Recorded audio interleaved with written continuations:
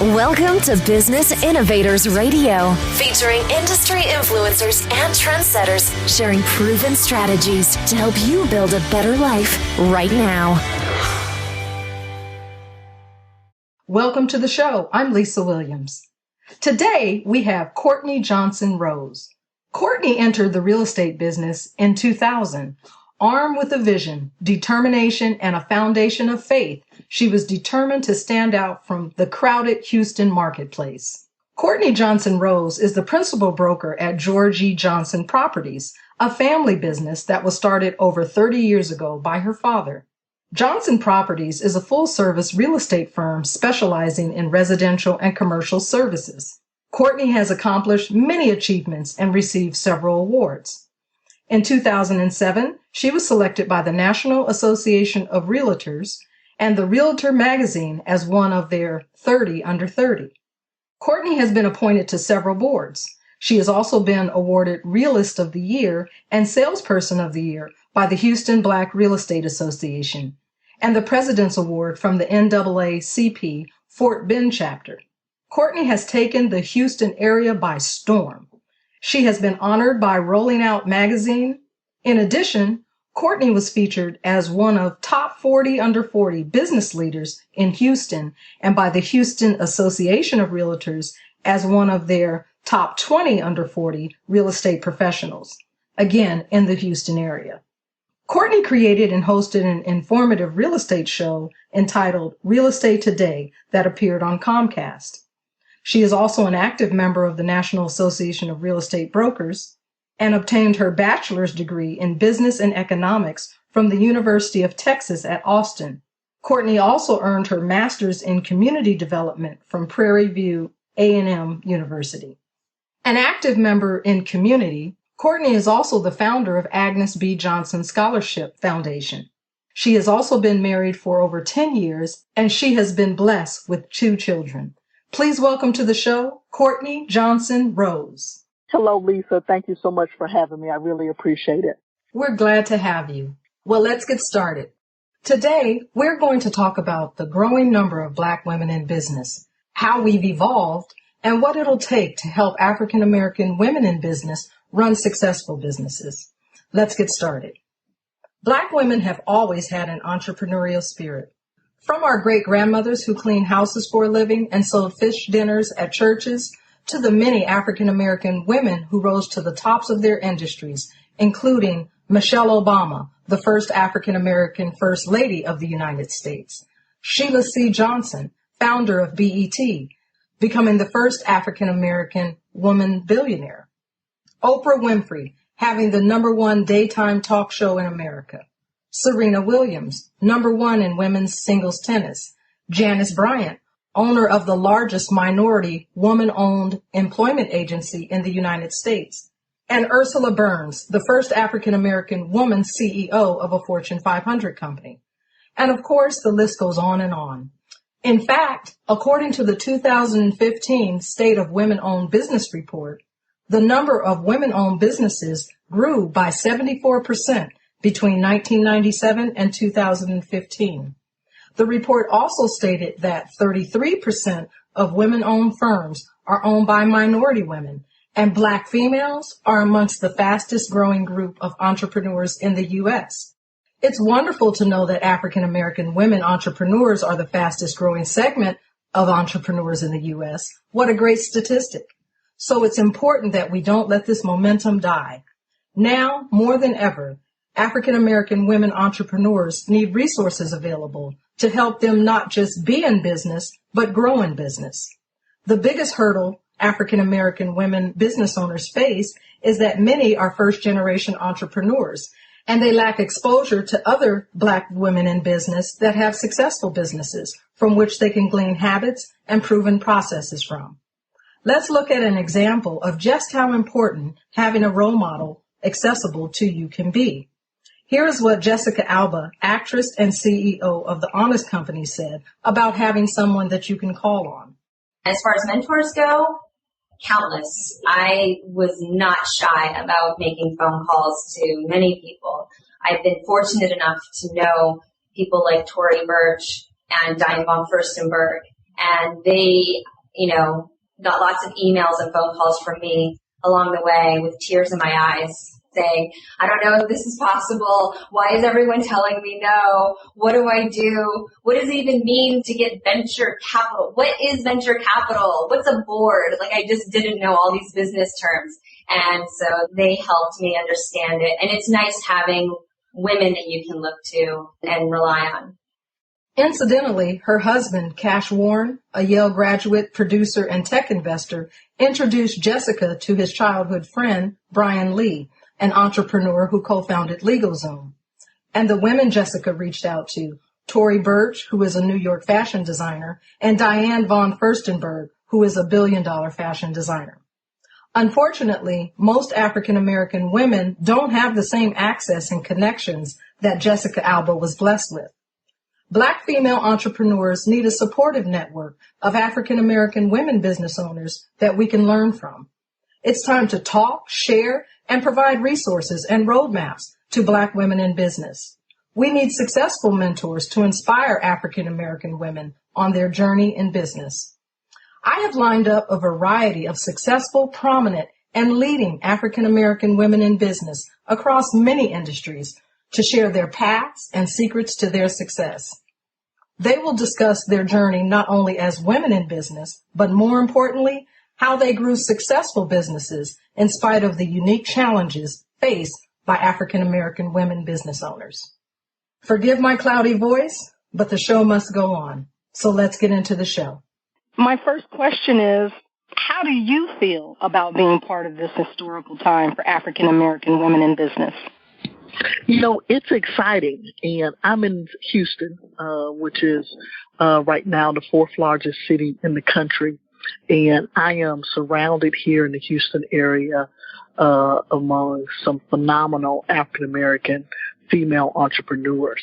I'm currently the chair of the Greater Houston Black Chamber, and as a chamber, of course, we support and encourage African-American businesses, and I'm always amazed by the fellow female entrepreneurs that I meet and some of the wonderful things that they have done. So it's definitely an honor and a blessing to be in a position to be a successful entrepreneur. It's an exciting time in the city of Houston as our city grows. Houston is a very interesting place too, Lisa. We are one of the first majority cities in the country, and it's how the country will look in the next 10 to 20 years, where there's no ethnic group that has majority here. So it's a great place for African Americans in terms of diversity and the type of market that we have here. And it's just a wonderful time to be a female African American entrepreneur in this city. Excellent. Yes, and it sounds like your family has been there a long time and has absolutely contributed to the area. Yes, it's exciting because I am a second-generation entrepreneur.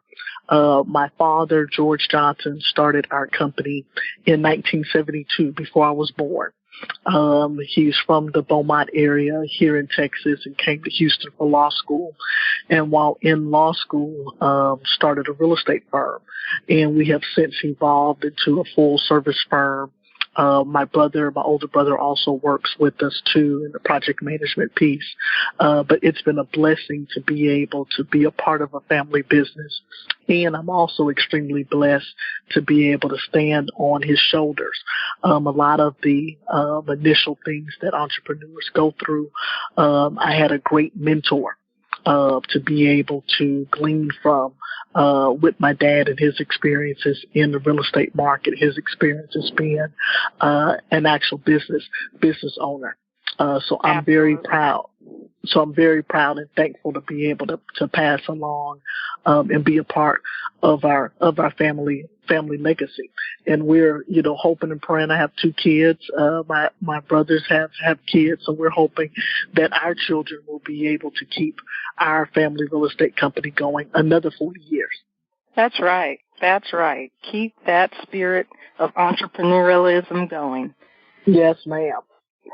So a good story isn't a good story until we can understand where you started. And you kind of began speaking about that.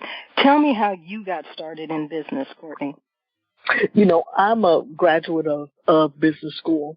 So the plan wasn't always for me to go into the family business. I just kind of, in a roundabout way, arrived here. So I graduated from University of Texas with a business degree, and I went to corporate America, and I was working in consulting at Accenture. I was a management consulting consultant, was doing very well there, and had started my career and was moving up the ladder, but I wasn't enjoying it. At the end of the day, I felt like what I was doing was not helping people.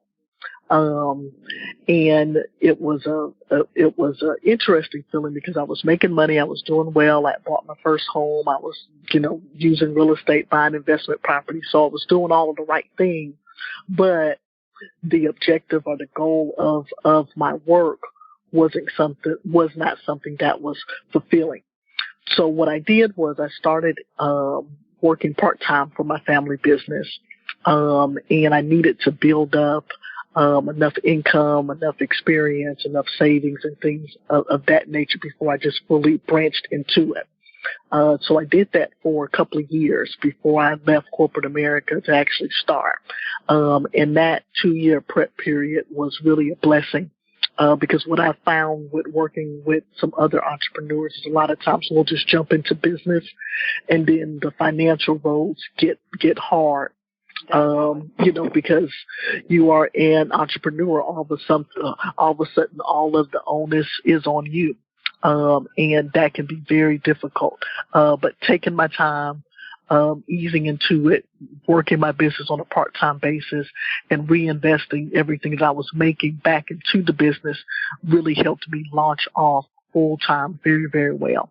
So, that's my story with how I started. From there, once I was, full-time into real estate, an entrepreneur, I decided to go back to school and get a master's, in real estate development because I thought, okay, I'm in this business. I'm full-time in it. It's my livelihood. Let me do everything possible to improve this actual craft so that I can ensure that I'm successful at it. So I went back and received a master's after that. Excellent. So, Courtney, who do you work with? Who do you help? So my target market are families and actually African American women. We are full service, so we help everyone with investment properties, first time home buyers, step up buyers. We really do the whole gamut also in commercial real estate too. So our target clients are people who want to build wealth through real estate. We feel like real estate is a wealth building tool. The majority of our clients are very proud to say are African American. Kind of my niche is actually African American professional females. I've been very blessed to work with a lot of African American females that are really very professional, very astute financially, and realize the value and the tool that real estate is. And they are taking advantage of it here in Houston market, and I'm very blessed and pleased to help them do that. Excellent. So, as an African American woman in business, let's talk about what your path has been like as you've navigated your entrepreneurship. Mm-hmm. What can you say and share with other Black businesswomen owners about sticking, and starting a business to reach a level of success?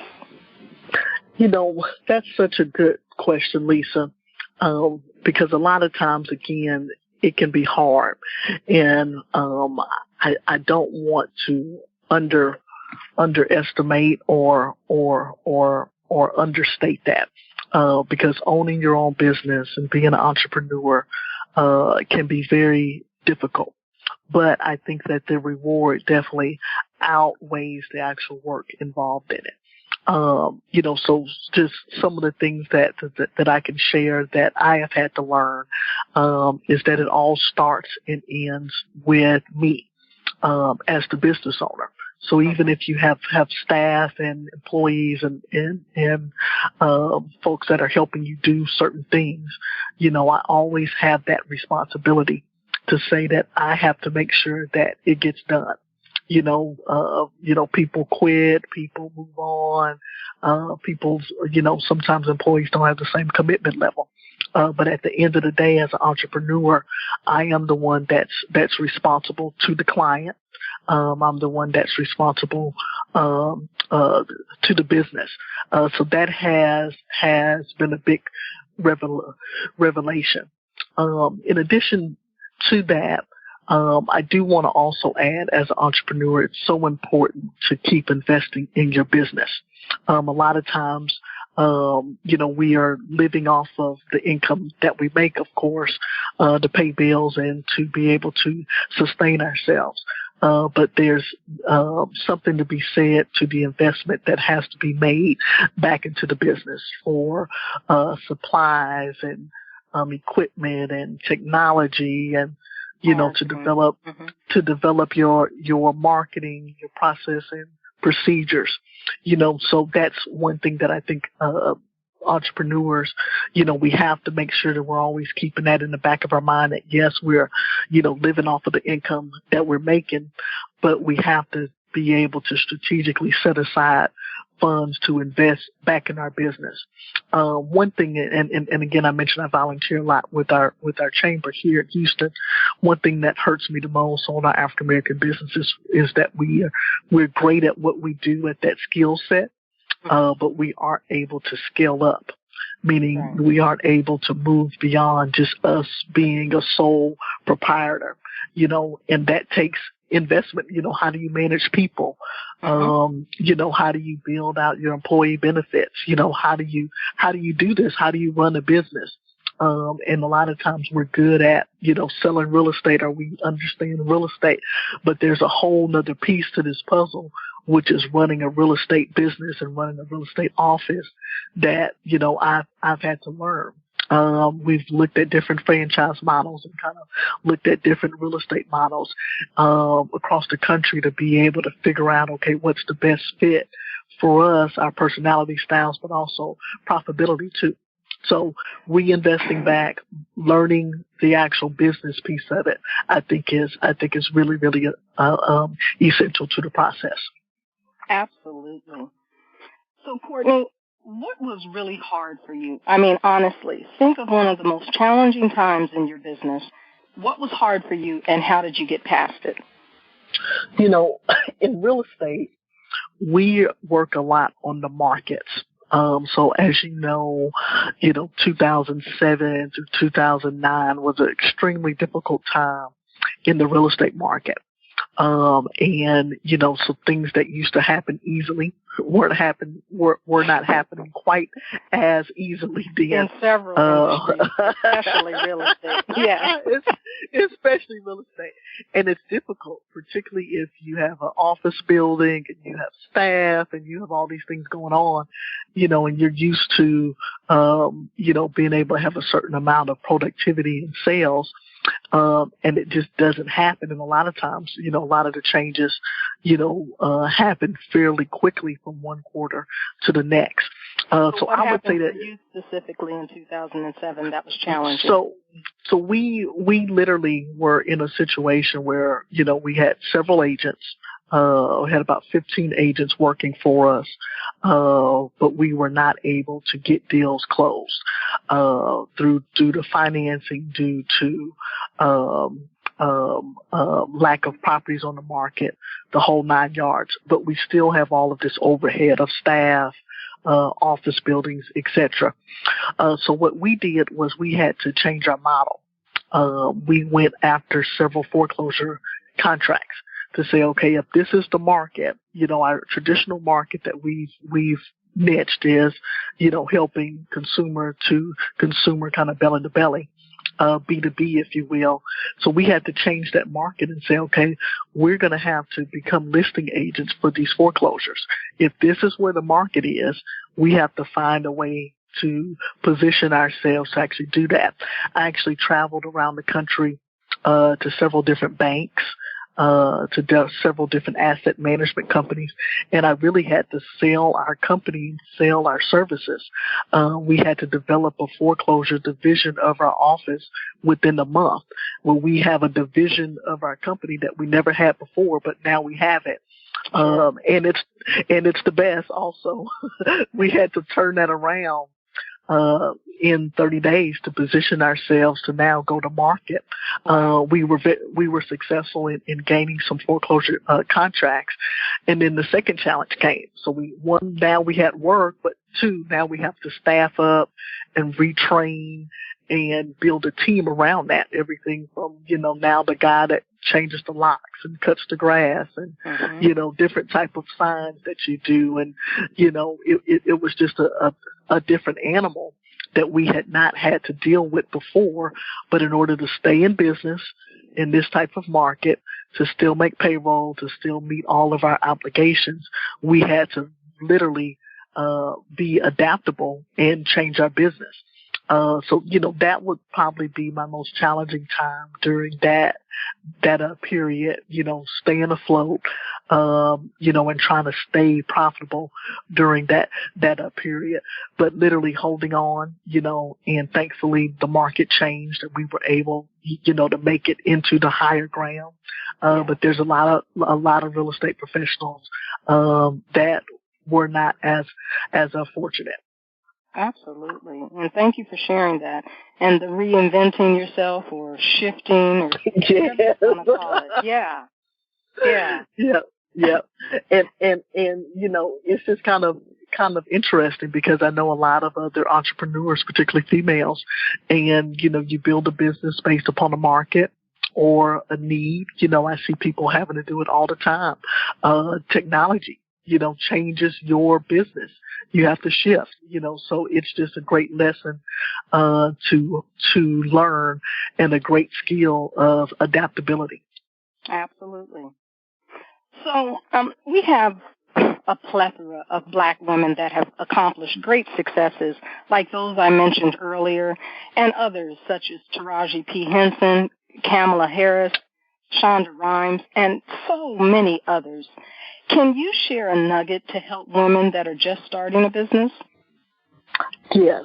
I would say my nugget would be to really invest in the skill set of owning your business. Typically, when entrepreneurs start a business, it's because they are good at their business, so they're good at real estate, or they're good at writing, or they're good at whatever that particular skill set is. And that's wonderful. That is the perfect reason to actually start. But now that you are an entrepreneur and you're a business owner, it's very important that now you invest in the other pieces, which is how do you actually run a business. So your HR, your payroll system, your accounting system, all of those things are critical to your success and your profitability. So my one nugget for brand new entrepreneurs is to take some classes on owning a business. I participated in a program called the Goldman Sachs 10,000 Small Business Program. And even though I had been an entrepreneur for 13 years at the time that I took the class, I learned so much that I wasn't doing that I should have been doing in terms of owning the business. The class didn't teach me anything about real estate, but the class taught me how to run a business, how to be a successful entrepreneur. And a lot of times, because we were in a family business, we did stuff just because we've always done it. Yeah. But it wasn't the most efficient way to do it. It wasn't the right way, to actually do it. So I can't stress that enough. I've seen so many businesses get in trouble with taxes or, payroll issues and all these things legal set up. So I can't stress enough to a brand new entrepreneur. If you have a great skill set, you have a great talent, take advantage of that, start your business, but, don't negate the importance of learning how to actually run the business the correct way. Excellent nugget. So, what would you say is most important to have a successful business? I would say the most important thing is faith and confidence in yourself.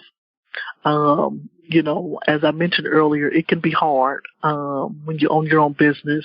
You are now responsible for finding work. You in sales, we say you eat what you kill. And I think that that's kind of one of the most difficult transitions is, I have a great skill set.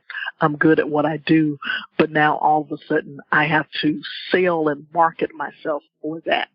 So I think understanding that, working on that, hiring appropriate marketing resources for that, I think can be really, really helpful to entrepreneurs. Absolutely. And so, Courtney, if you could share something with your younger self, let's say the 15 years ago you, about being in business, what would it be? How about that? Oh, wow. That's a good one. That is a good one. What would you say to yourself? I would say be patient. It's going to all happen. It doesn't have to happen today or yesterday, but be patient. There's so many things that I rushed, so many things that I wanted to happen now. And I pushed for, but might not have, I mentioned the foreclosure contract, so I pushed and went all over everywhere to get the contracts and then, looking at the capacity to handle them and the capacity to take advantage of that, Yeah. So I would say if I was talking to myself, I would say be patient, and, know that it will happen in the right timing. If I can go back 15 years later. Excellent. Excellent question, though, Lisa. Thank you. As I explained in the introduction, one of the greatest challenges African American women face in business is the lack of successful Black women business role models in our communities. Mm-hmm. So let's now talk specifically about the unique challenges African American women in business face. And I'm going to briefly speak about 5 or 6 different areas, and let me know which one resonates with you, okay? Okay. One is family. Your family didn't understand your entrepreneurial walk. Another is friends. They didn't own their own businesses, which made it difficult for you to have supportive professional advice. No role model to call on. Unfortunately, we don't tend to have as many role models that we can reach out to like Jessica Alba did with her business. Mm-hmm. Yes. Business terms and just knowledge of business. Many times we lack that knowledge. Mm-hmm. Seeking capital, not knowing how to go about seeking capital. Juggling, being a single parent or being a single woman. Wow. Lacking relationships. Again, because many Black female business owners are first-generation entrepreneurs. Investing in ourselves. Typically, we don't follow personal development and kind of empower ourselves. And lastly, volunteering. Unfortunately, we as African Americans, typically the only volunteering we're required to do or we see is in our church environment. Yes, yes. Did any of those resonate with you? A couple. Volunteering. I'm sure. I can't do all of them, huh? Right. No, unfortunately, but pick one. So I will pick volunteerism. And Lisa, I picked that one because I have gained so much from volunteering. And my premise or my goal when doing it wasn't to gain, but the blessings have really come from that. I've been a part, as you mentioned in my introduction, of several boards and advisory committees, and I've learned so much. I network a lot more than most real estate professionals do. I network a lot with with other real estate professionals. People say, oh, well, why are you part of the realtor group, or why are you a part of the commercial brokers group? You know, I want to be in a room where I'm the only real estate professional. Well, I have learned so much from networking with other real estate professionals in terms of best practices, in terms of marketing, in terms of all kind of skills. So I would encourage people to volunteer and network with people that are in your industry. A lot of times people avoid people in their industry, but there's so much that you can learn and glean from when you network with folks that are in your same industry. The second thing is that's a very valuable nugget. Yeah, people run from it, but that is to me the best way to actually learn. The other part is I've been able to really build a reputation through volunteerism. And what I mean by that, Lisa, is a lot of times, particularly in real estate, people don't necessarily buy an office building every year. You know what I mean? So, or purchase a property every year. So a lot of times what I've found is through volunteering, I'm building relationships with people that may come back to me 2, 3, 5 years later, that I worked with on a volunteer board or something of that nature. But what I have found is that how you handle or how you approach your volunteer work is a lot of times an interview for how you would approach your actual real work. Meaning if I'm, chair of the Black Chamber and I do a great job and I show up on time and I'm efficient with resources, and I'm prepared for my meetings, et cetera, then that also spills over to potential clients saying, okay, this is how Courtney handles business.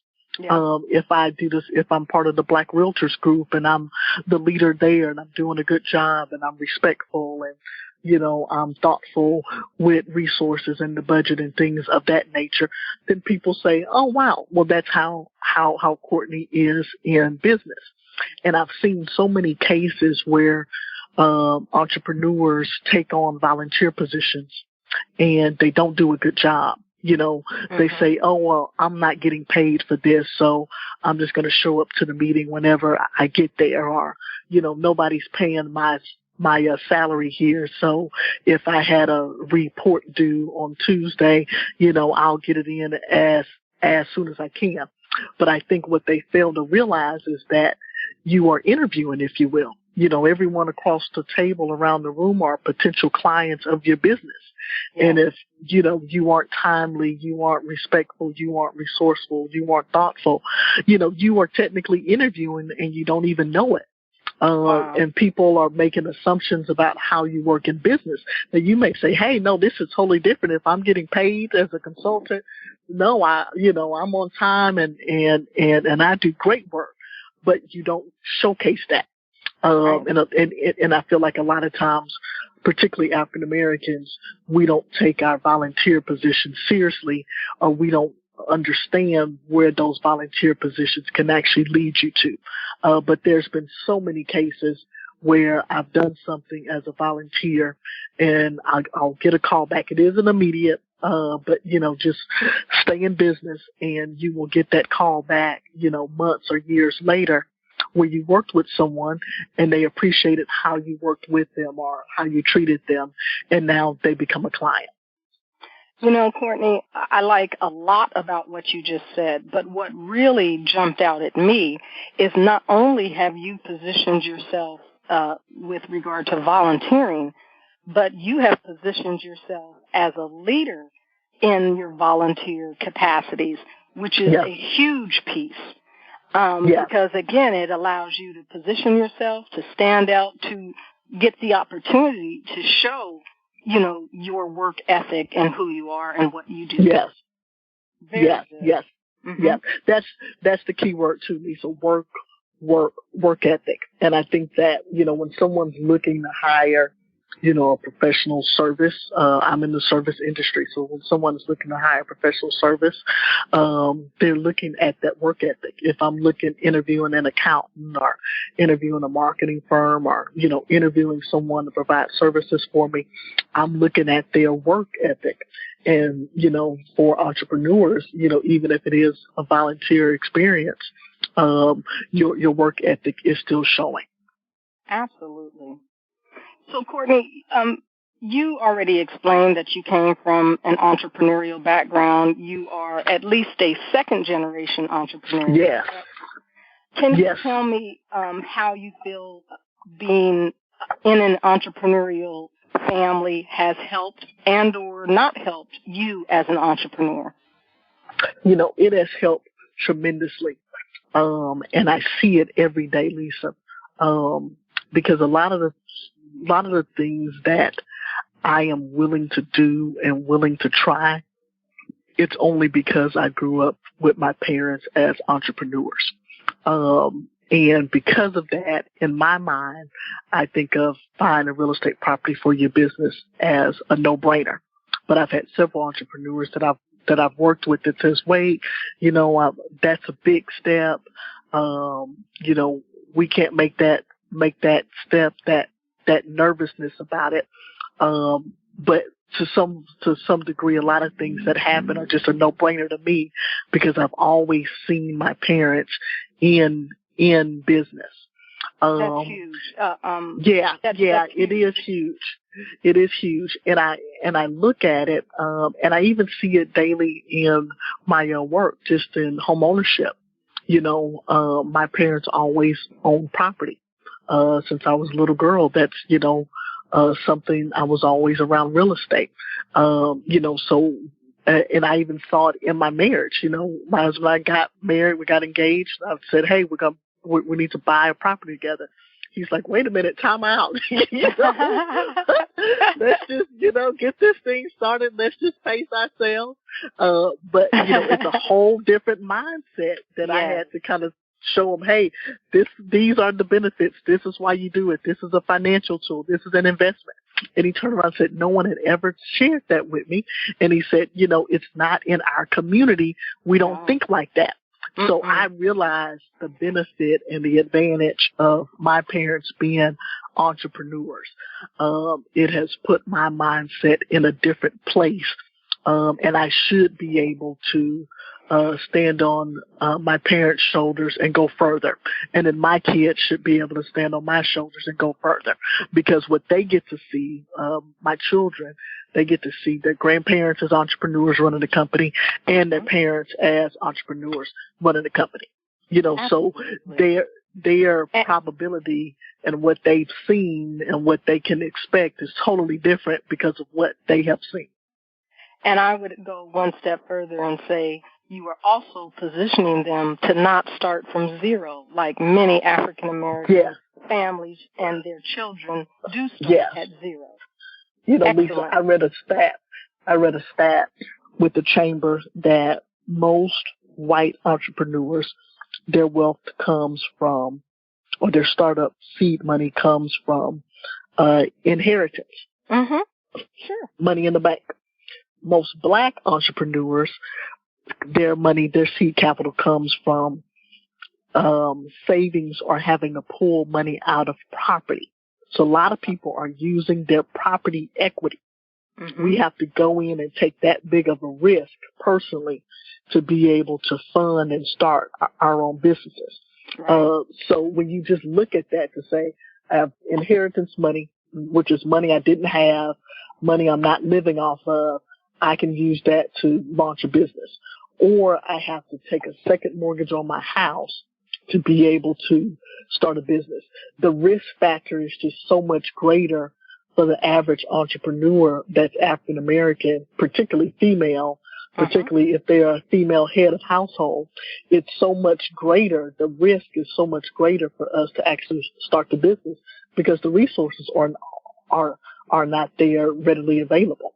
So, I just commend every female entrepreneur, every African-American entrepreneur, because again, the resources are not readily available for us. So we are taking a big leap of faith, to actually be an entrepreneur. Mm-hmm. Definitely. So, kind of switching reels just a little bit. There are many articles online about entrepreneurs and their success stories or challenges they had to overcome, but there are very few about current-day women. And I'm not talking about the celebrities. I'm talking about successful business women across the different states, what they've gone through, and definitely not specific articles sharing what African-American businesswomen have gone through. So my question to you, Courtney, is, what did you do when you got stuck, overwhelmed, ran out of money, or just felt like quitting, possibly?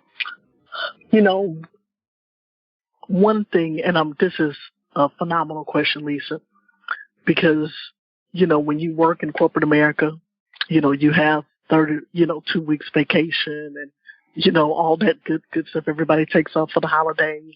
And, you know, you have some planned periods that you can recharge your battery.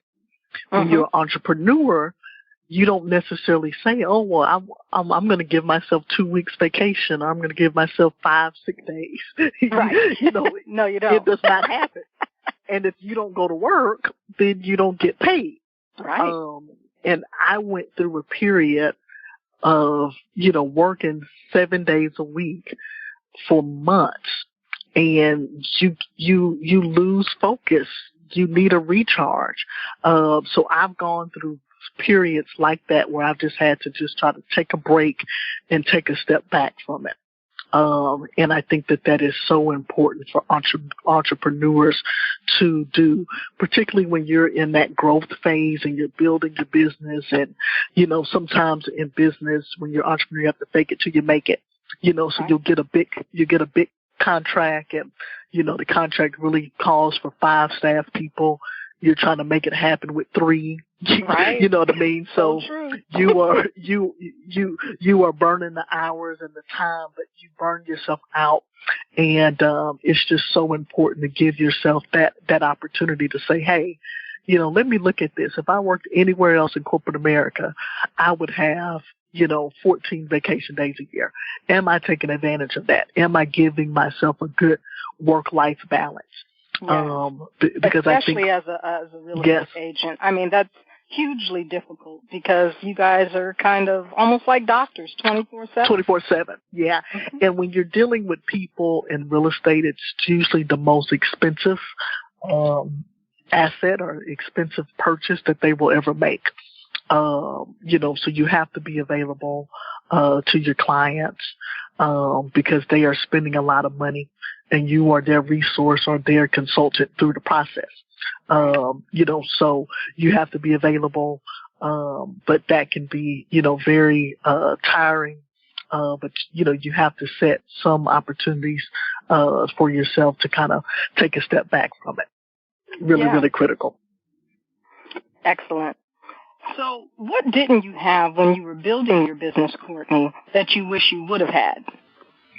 You know, I really built my business based upon the residential market, and then switched over and added the commercial piece, I should say. But if I was to start all over again, I would go after commercial real estate. How about that? Because I see so many entrepreneurs and business owners that need commercial real estate services. And it's interesting when you mention some of the barriers for African American female entrepreneurs. One of them was the network. So when you look at commercial real estate and how brokers are successful in that, it's through the network. They have to have a network of business owners. They have to have a network of franchise owners. You know, this is the country club conversation. And if we aren't at the country club, as a real estate broker, that's hard. That's hard to get the business owner if I don't know any If business you're not owners. having a breakfast. If you're not talking with them. Yeah. So a lot of one big challenge in African American real estate community is that we're all residential brokers because we know people buying homes, but we don't know enough business owners. And let me jump in for a minute. Yeah. I looked into commercial real estate brokers very briefly, and there are not very many African American and African American women in commercial real estate. Am I correct? You are 100% correct on that. And it's because of that two things. Confidence, three. Confidence, two, network, and three, money. It costs a lot more money. Right? It's a longer sales cycle. It costs more money. The education classes are more expensive. It's almost like a weed out process for that. But what I found in commercial real estate is that there's a whole market that the big boys are not even touching. They don't look at a female black entrepreneur as a good client. I do. They don't look at a small or mid-range black-owned company as a good commercial client. I do. They don't look at a franchise owner building their business as, a good client. They don't look at our urban communities as good areas of town. If it isn't downtown or, that core business center that isn't a target market. So we've been able to be very successful in commercial real estate in our communities, helping our people, because it is an untapped market that there are not a lot of resources there.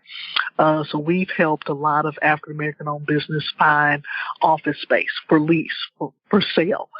We've done a lot of real estate development projects in our urban areas here.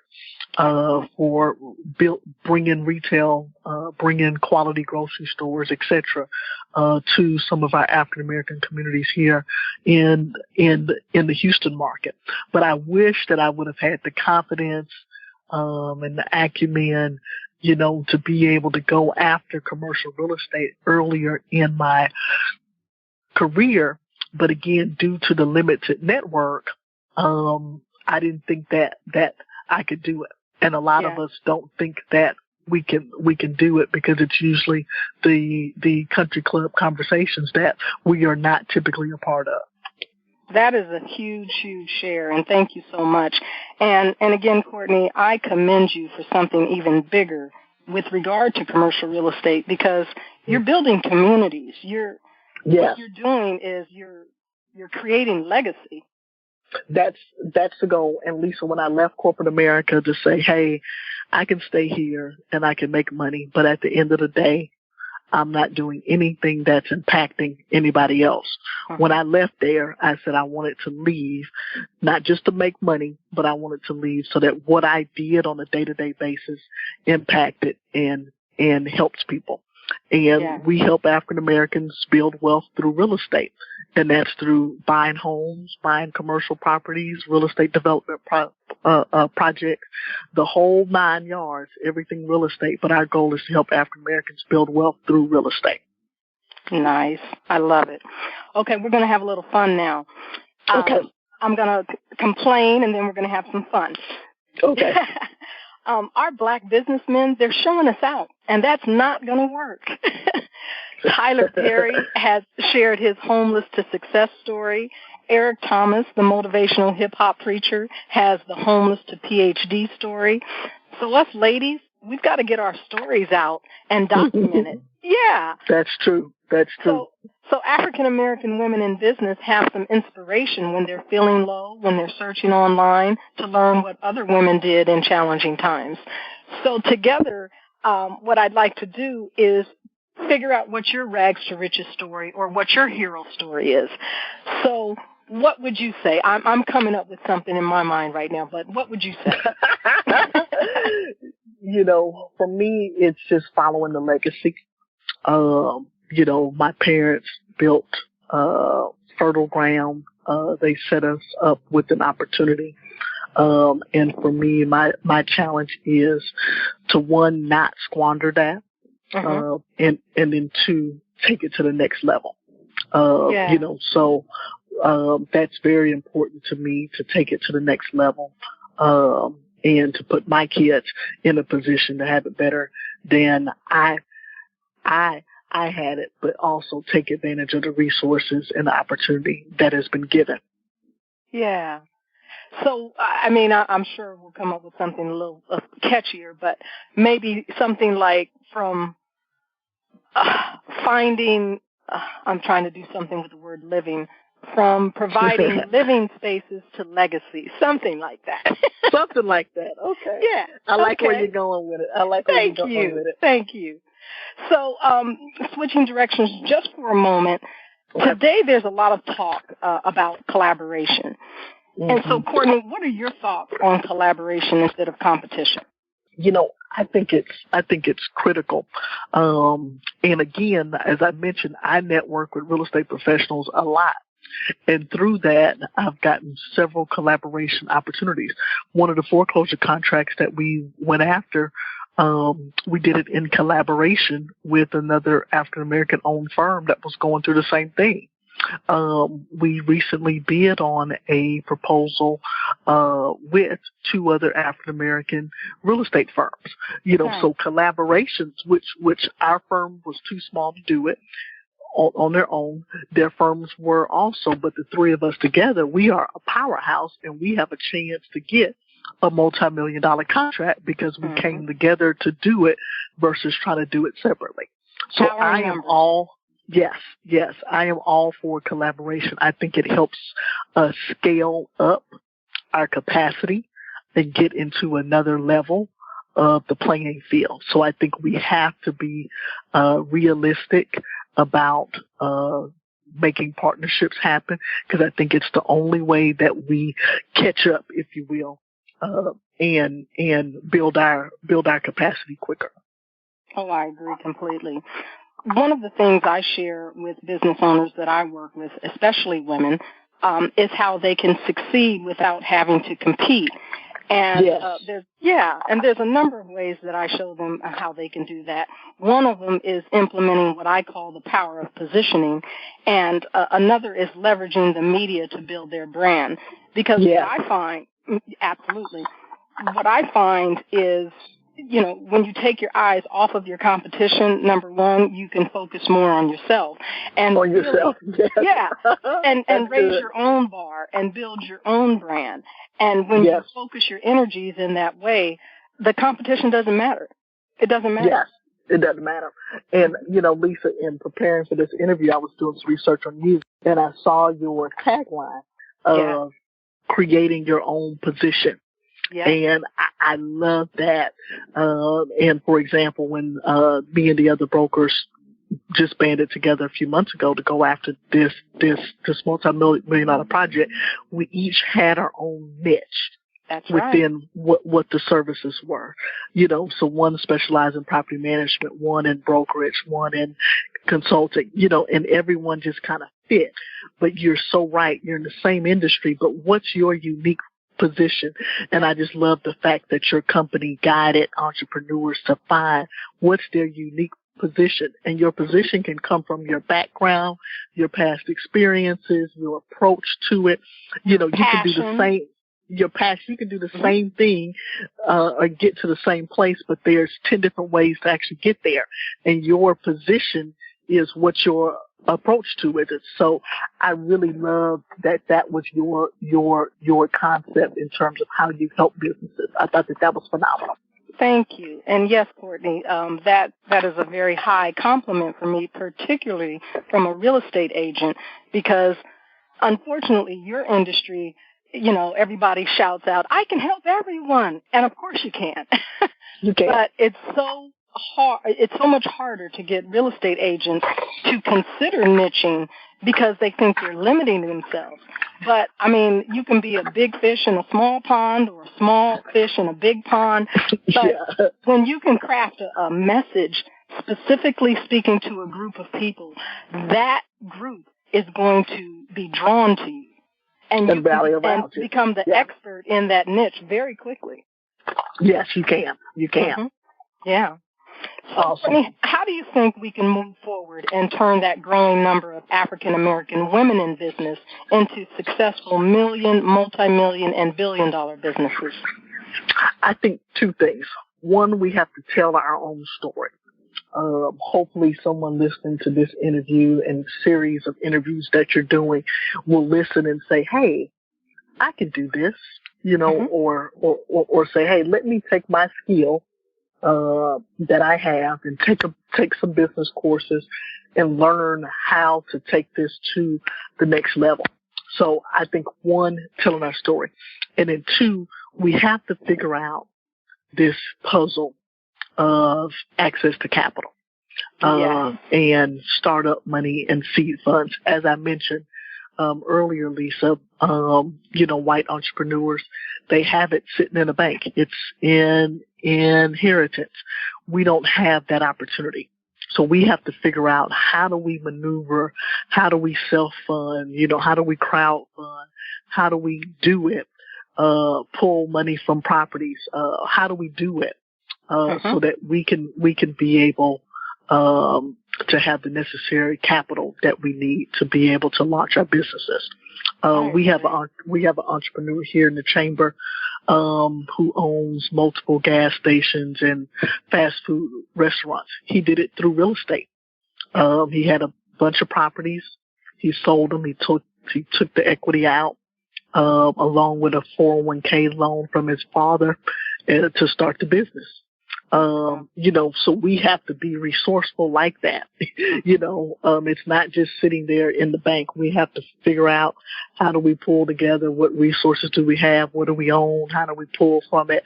But we have to tackle that access to capital piece. Yes, definitely. And so, Courtney, what impact would you like to make as an African-American woman in business over the next 10 years?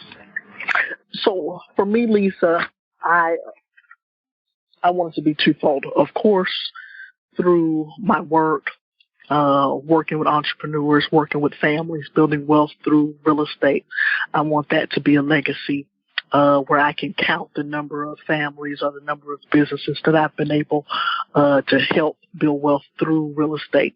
But two, giving back is important to me. My parents always taught me, since I was a child, to whom much is given, much is required. So through volunteerism activities like the Chamber, like the National Association of Real Estate Brokers, I want to be active in being a part of the solution. I want to be at the table when we talk to banks about access to capital for small African-American owned businesses.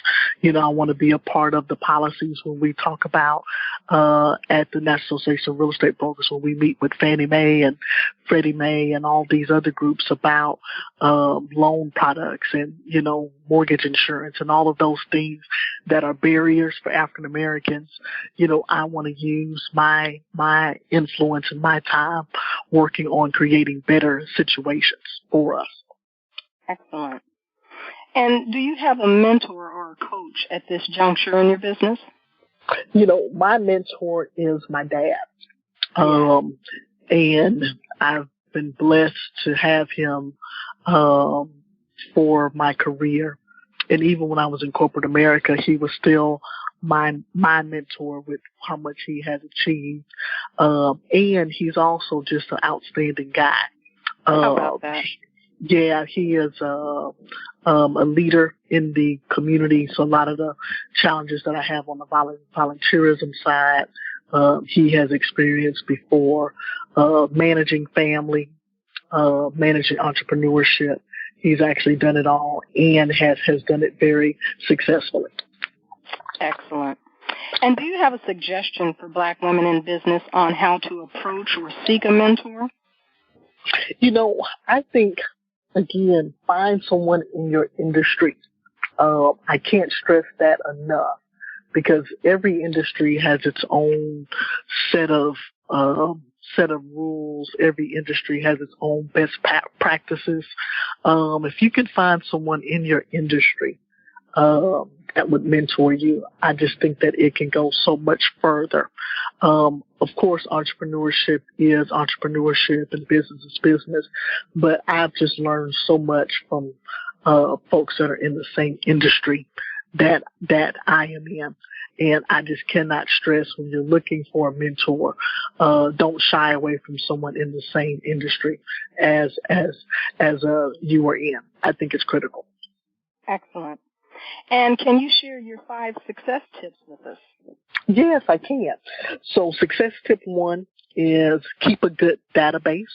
Everyone talks about networking, and networking is key, but I think it's also key to keep that in a strong database where you can reference the actual network that you're making and take notes of where you met them and what skill sets that they have that can be beneficial to you. Number 2, professional development. Read daily. As you're out networking and you're out meeting people, it's so important that you're improving yourself and improving your skill set on a day-to-day basis. So I encourage you to read daily. 3, reinvest financially in your business. As I mentioned earlier, a lot of times we are living off of the income that we're making as entrepreneurs, but it's very critical that at least a percentage goes back into your business from every dollar that you make so that you can continue to grow and build capacity. Number 4, volunteerism. Being able to utilize volunteerism to strengthen your network and also strengthen your brand. And then 5th, one of my key mantras is the fortune is in the follow-up. A lot of people say that they're going to do it, but be the person that really does it. Because again, the fortune is in the follow-up. Excellent success tips. And can you recommend 2 books that every woman should read? Yes. One book that I really enjoyed that a good friend got for me is What Got You There Won't Get You Here by Marshall Goldsmith. And it's a book about going to the next level. And although you've been successful, it's a book about how do you take that success, leverage it, and go to the next level. The other book that I want to highlight is You're Closer Than You Think by Tiba Rose. This is my husband who wrote this book. And it's 5 habits for obtaining financial and professional success. It's a book, the target audience is 17 to 30 young professionals, but it's all of our life lessons that we learned personally and financially over the years, building business and also building a family. And I just think it just has some real essential daily tips that entrepreneurs can really utilize. I love it. Thank you so much for both of those shares. And thank you for taking the time to give back and share your Thank you, Lisa. Thank you. You had some really good questions, and I'm sure that your whole interview series is going to be a blessing. Thank you. And is there one last nugget you might want to share of inspiration? Realize where the blessings are coming from. God has been a huge influence for me. And has guided my steps. And I, pray for each of the entrepreneurs out there that they put him first. And those of you all that are thinking about going into entrepreneurship, pray about it, and really ask for God's leadership and a guidance in it. And if he says do it, he will make all of the preparations and resources available to you to make it happen. Excellent. And where can listeners get more information about you? So my website is www.CourtneyJohnsonRose.com. That's CourtneyJohnsonRose.com. Excellent. Thank you for joining the show today. And everyone, remember, lead with value and the revenue will follow. Thanks for listening to Business Innovators Radio. To hear all episodes featuring leading industry influencers and trendsetters, visit us online at businessinnovatorsradio.com today.